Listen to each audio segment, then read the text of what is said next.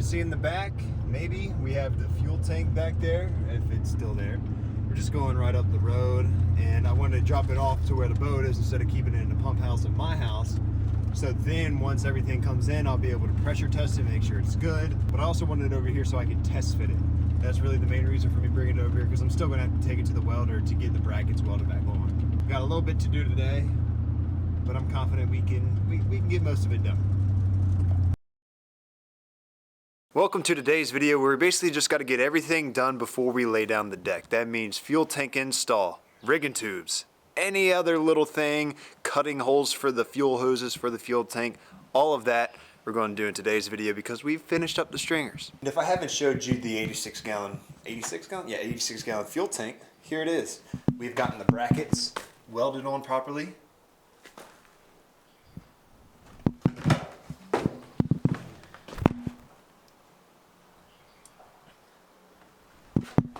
And that's a big improvement given this is what it looked like before. Some brackets weren't even attached, some barely attached, others. I mean, regardless, we needed a perimeter around the entire bracket of a weld to make sure that this tank wasn't going anywhere. And then a couple of corroded spots right here. It's all good and pressure tested, except I just now remembered that I need to get a screw for this right here, but that's not going to be a problem for today because I know it's pressure tested, I know it's all good.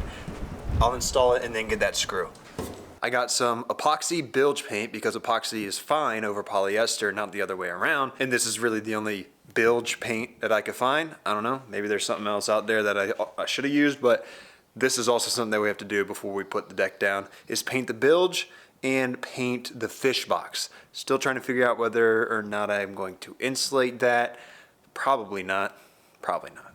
We also have neoprene rubber in order for the fuel tank to sit on something that isn't the hull, as well as this is one of the fuel hoses, and here's another of the fuel hoses, and there's another one of the fuel hoses. You have fill hose, feeder hose, vent hose. I have hatch 1, I have hatch 2 and 3.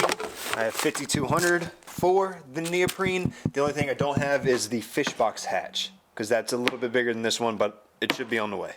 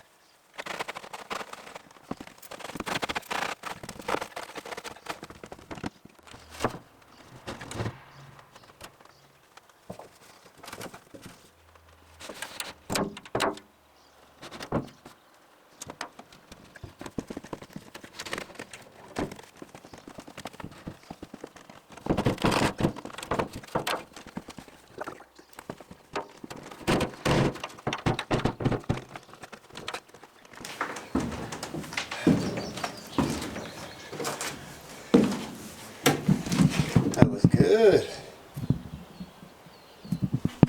What I'm really doing now is just to see where exactly it touches, right around here, right around the center, and right around that end as well. So I know where to put the neoprene rubber, because I'm going to find like 3, maybe 4 points of contact on each line, that way along the fuel tank, and that's where it's going to be resting. So I just want to make sure that there's enough rubber that'll secure it and that it'll touch. If I needed to layer the rubber, that's also why I was checking.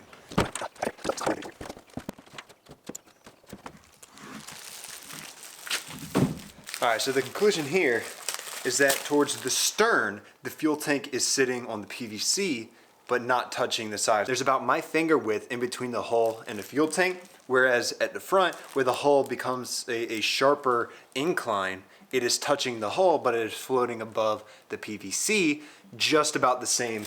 So I'm going to see just how thick that is and layer up the neoprene appropriately.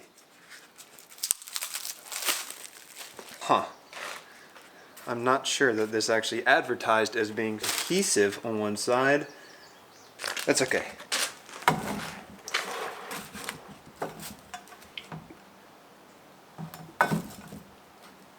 So since this is closed cell, it's not supposed to get wet, but also people use neoprene, and I surf in a neoprene wetsuit and that sucker gets wet. So I don't know what to tell you. So if I clean that off, and to the touch, I understand it was just on there for a second, but to the touch it's fine. And also this was advertised as neoprene, so this is what everyone appears to use on an aluminum tank. When I say everyone, I mean just a little bit of research, a lot of research I've done on installing an aluminum fuel tank. So that's what we're going to use. All right, so this is what I'm thinking for the rear. So let's -1 because I'm going to be putting 1 where the PVC is, where it's currently touching. So the extra added thickness is about the tip of my finger width apart. So like that's what this should add, and I think that should be good. Plus, like I think that'll be more than enough. I'd rather have it be touching both sides of the hull and hover over the PVC rather than it be balancing on the PVC. And while it will be bolted in, you get the idea. So I think that's what I'm going to do. And then I may be doing 3 for All right, so the stern, we're going to have 3 on the port side. We're going to have 3 on the starboard side. And we're going to have 1 in the center on the PVC. For the middle of the fuel tank, we're going to have 1, 1, and 1 because it's just about level right there as far as I can tell. And then on the bow side, we're going to have 3 on the PVC and then 1 on either side, port starboard. All right, we got everything fitted, cut, ready to roll. Remember, this is not going to be the only point of contact for this. We do have those brackets that are going to be drilled into the stringers here, so just keep that in mind. Retrospectively looking at it, what I probably should have done is put a piece of wood along this, so above the PVC, kind of, I don't know, situate it somehow in there like I'm situating the fuel tank, and then just rest the fuel tank on that. But that's not what I did. I posted this on The Whole Truth, and I had a few individuals, not the video, but the pictures of it, and I had some individuals worry about the pressure that's going to be on the PVC.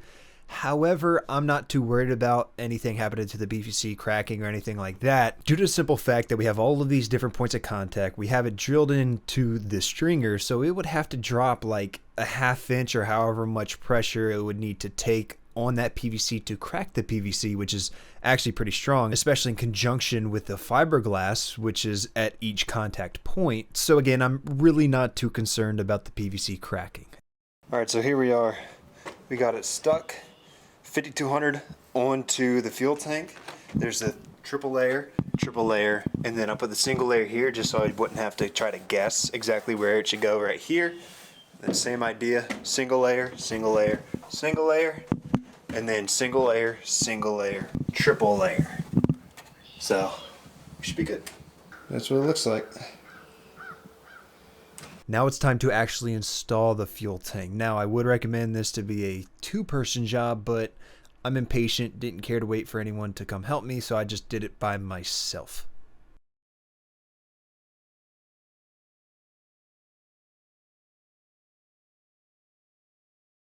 So I had a slight miscalculation. The corners of the front side of the tank actually touched after the bend, not before the angle, so I had to move them. And there we have it. Looks good to me. Appears to be touching. No rocking of any sort. And I think there's 3 points of contact at 3 different levels. 3 points here, 3 points there, and 3 points there. And I think we should be good, but that's kind of what I'm looking. You can see that there, how instead of down here where I had put it on the corner, that it starts to angle up this way, and the corner of the tank is in like this part down actually touches the hull. And then remember there are 3 that hit right there. Hard to see, but they're not floating. I can feel that.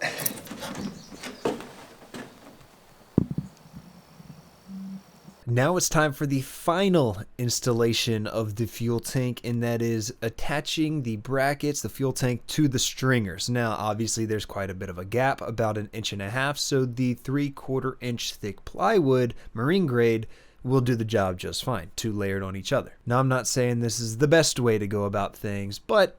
Alright, so it ain't perfect, but it'll do the job. I just put in same exact wood as the stringers, as spacers, too wide on every single one. And then I freshly cut these. I wanted to wait until they were in here, and then I'm going to coat these with polyester resin so it gets hard and a nice seal all around. And obviously the same idea up there, and the same idea with that one. That one is the most sketchy, and I use the term sketchy in a very light manner because, I mean, you know, as the saying goes, that ain't going nowhere. Oh yeah, I forgot to record this. I put all the hoses on, double clamped. You want to make sure you always double clamp them. See that there. And that's it for today. I will see y'all tomorrow where I put together, I think I'm going to put in the rigging tube. I am going to probably coat those spacers, those wood spacers with polyester resin. And then I'm going to cut out spots for the hoses. However, I'm going to filter those through. So that means I have to get a few tools for tomorrow because right now I only have a powered screwdriver, considering I can't open the chuck in order to replace it with a drill bit. Whatever. Oh, and I got to paint the bilge and the fish box, so I'll see y'all then.